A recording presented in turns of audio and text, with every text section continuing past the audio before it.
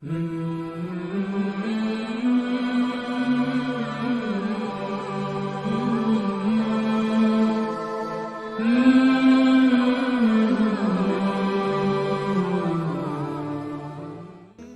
کے لیے مفتی صاحبان کہتے ہیں کہ اوپر کھڑا ہونا چاہیے، خود کرے یا اوپر کھڑا. میں نہیں کھڑا ہو سکتا. جانور جب تڑپتا ہے مجھے کچھ ہونے لگتا تو میں بچوں کو بھیجتا ہوں جاؤ قربانی پہ کھڑے ہو. میں تو مرغی ذبح ہو رہی ہوں نا تو اس کو تڑپتے نہیں دیکھ سکتا. جیسے ابراہیم علیہ السلام کا تصور کر کے میری چیخیں نکل کہ انہوں نے جب ان کی کمر پہ گوڈا رکھا ہوگا یوں کر کے، ہاتھ باندھے پاؤں باندھے اور سر کے بال یوں اٹھا کے یہاں لائے ہوں گے سر کو، اور چھری یہاں رکھی ہوگی، کیا کیفیت ہو.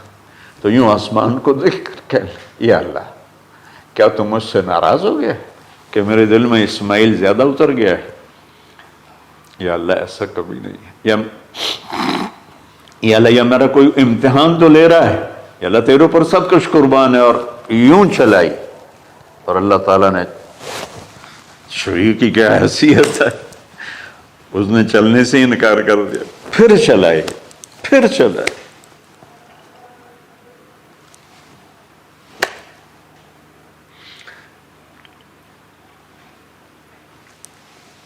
بعضی کتابوں میں ہے تو صحیح، لیکن روایت کی کتنی حیثیت ہو تو مجھے نہیں پتا. لیکن چونکہ یہ ایک تاریخی چیز ہے کہی جا سکتی ہے. کہتے ہیں پھر گئے اور چھری کو تیز کیا پتھر پر، تیز کر کے جب آئن اور بال پکڑے. آسمان کے فرشتے 2 دفعہ روئے ہیں انسانی تاریخ میں. آسمان کے فرشتے 2 دفعہ روئے ہیں انسانی تاریخ میں.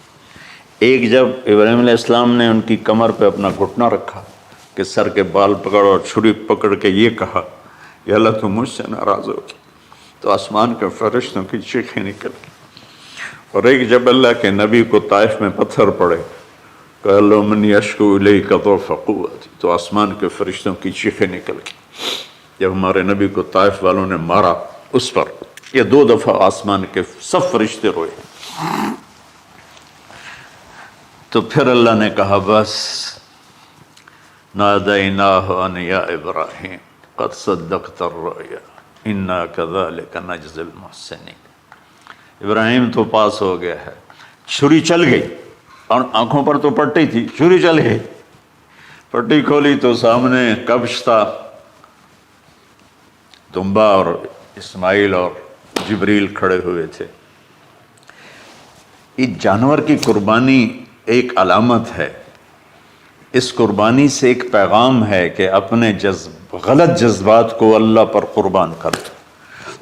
ہم سے اللہ نہیں کہہ رہا بچے قربان کرو، ہم سے کہہ رہا غلط جذبات قربان کرو.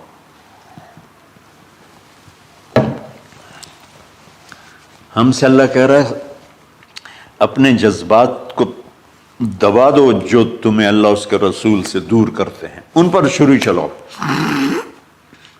جو اللہ اس کا محبوب کہتا ہے ان کو کرنے کے لیے بھی اپنے جذبات پہ چھری چلاؤ. سچ بولنے کے لیے چھری چلانی ہے تو چلاؤ اپنے جذبوں پر. اب اس کو پھیلا دو.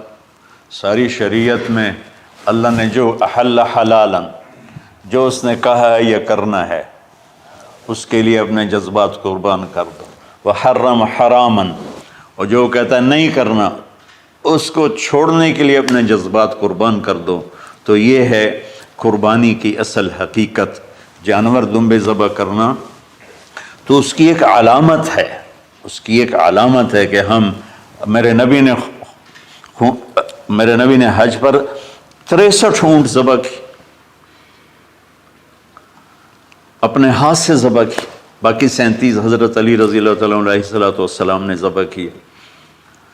تو بھائیو قربانی کی اصل یہ ہے کہ ہم اللہ اس کے رسول پر اپنے جذبوں کو قربان کر رہے ہیں، اپنے جذبوں کو. عید قربان کا فلسفہ ہے اللہ اس کے رسول کی اطاعت پہ قربان ہو جانا. عید قربان کا فلسفہ ہے اللہ اس کے رسول کی اطاعت میں اپنے جذبات پہ چھری چلا دینا. عید قربان کا فلسفہ ہے اللہ اس کے رسول کی اطاعت کے سامنے گردن کو جھکا دینا، اور اس کے لیے جس بھی کڑے امتحان سے گزرنا. ہم اللہ نہ کرے ہم امتحان نہیں مانگتے، یا اللہ نہیں مانگتے، یا اللہ نہیں مانگتے، عافیت مانگتے، عافیت مانگتے. تو میرے بھائی بہنوں، ہم اللہ کی بارگاہ میں جھکے، ہم اللہ کی بارگاہ میں جھکے، اس کے رسول کی بارگاہ میں جھکے، تاکہ ہمارا یہ جہان بنے.